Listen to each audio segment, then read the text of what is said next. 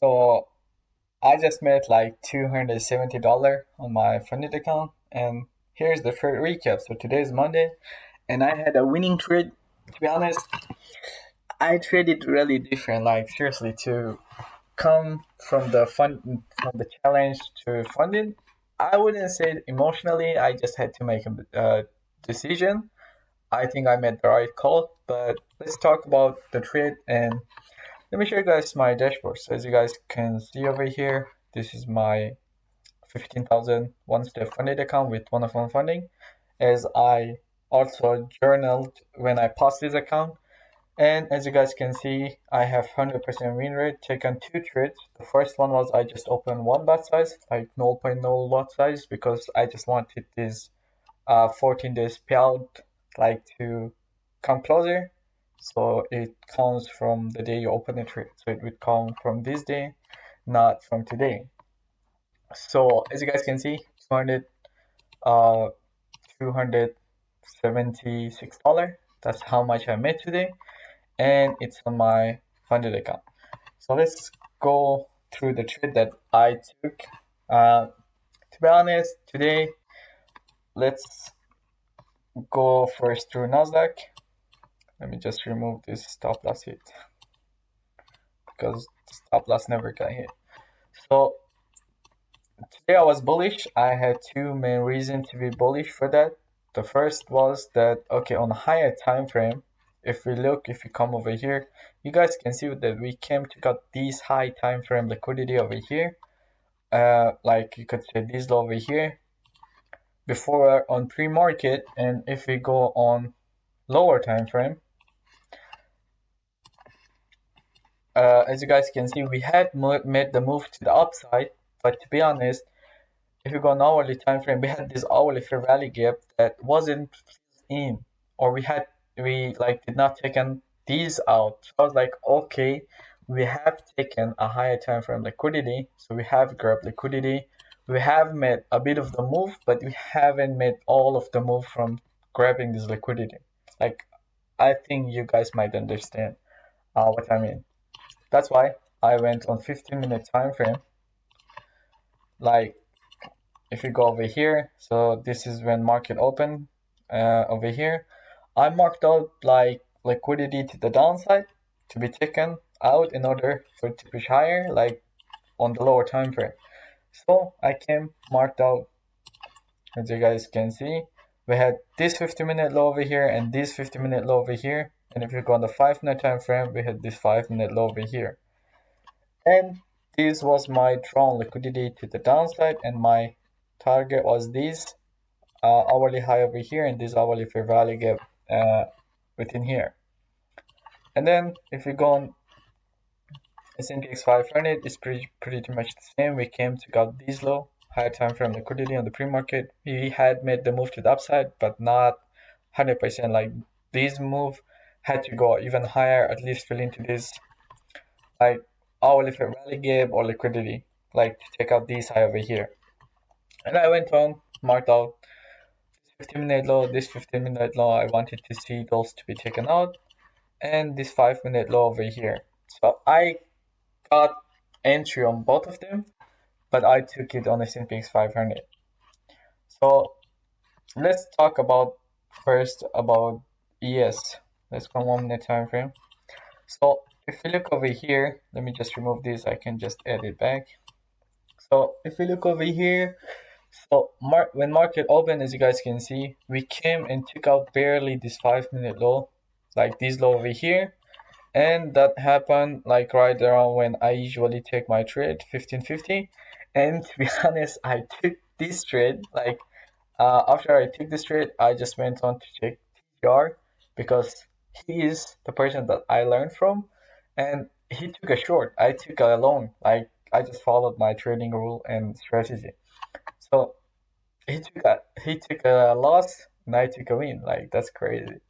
But to be honest, I have been trading really good for past 2 or like this whole past month. And yeah, let's get back to the video. As you guys can see, we came took out this liquidity. So this happened right around when I usually take my trade, and after that, we grab liquidity. As you guys can see, we see a big move to the upside. We had inverse fair value gap over here. Like, look, this bearish fair value gap within there. And then, cool, inverse fair value gap, liquidity sweep, our first confluence, inverse fair value gap, second confluence, and the third one was equilibrium from this low to this high. So as you guys can see, price did come within this equilibrium, but it did push a bit lower. And then we saw a big reaction based on that to the upside. I could have gone and taken the trade, like I could have entered over here with this candle closing over there, and my stop loss would have been just below this low over here. Or I could have put it just below this low, but I just kind of like feel like it's unnecessary to put it over here, because if price wants to come lower than this, then it's 100% gonna go take out this over here also as a stop loss. Then my first take profit would have been let me just remove this once again. So it would have been a 1 to 38 risk reward ratio, and my first take profit would have been this 50% mark of this 1 hour fair value gap over here, and final take profit would have been these highs over here, which would have been this hourly high. So if you ask me why I took the trade, why I did not take this trade and I took the trade on S&P 500, it's only because it gave me a better risk reward ratio, and I'm 100% sure that it's gonna go and take out our final take profit, which would have been a 1 to 4 risk reward ratio. But yeah, let's go on Nasdaq, where I actually took my trade. Now someone's calling me. So where I took my trade, so it's pretty much the same.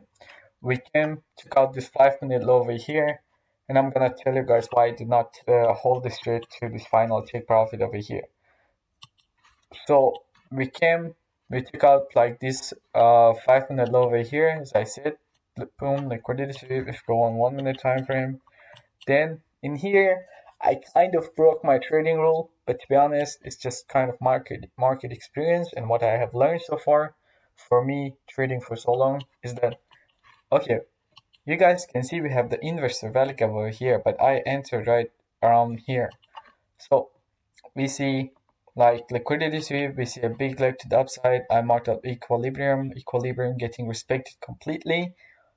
And then I did not wait for this inverse fair value gap to get disrespected. So my original entry would have been like from this high, from that, like when inverse fair value gap got disrespected, and it wouldn't give me a good risk score ratio. The reason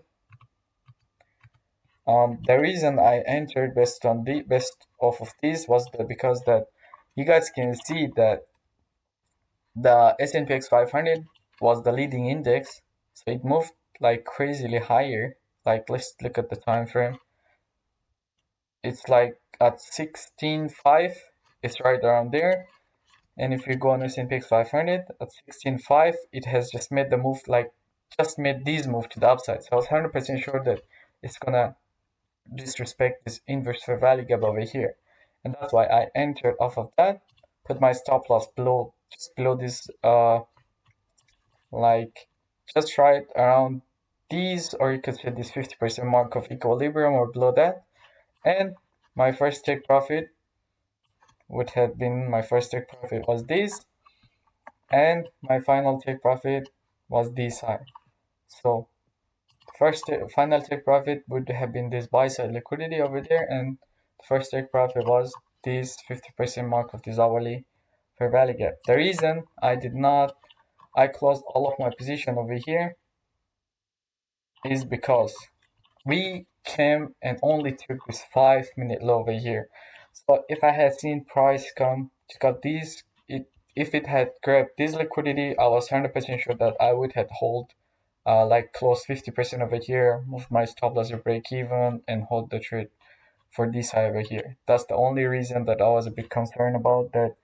Okay, if we go on higher time frame, okay, we have swept liquidity, hourly is bearish, and then price is probably gonna like there is a big chance the price wants to react based on this fair value gap and push lower, because we only grab this 5-minute liquidity down here. That's why I took off all of my position over here, which let me at almost a 1-to-2 risk reward ratio, but it's better than losing the trade. And yeah, let's hope that I continue making this money, and I will post also when I make my first withdrawal with 101 funding.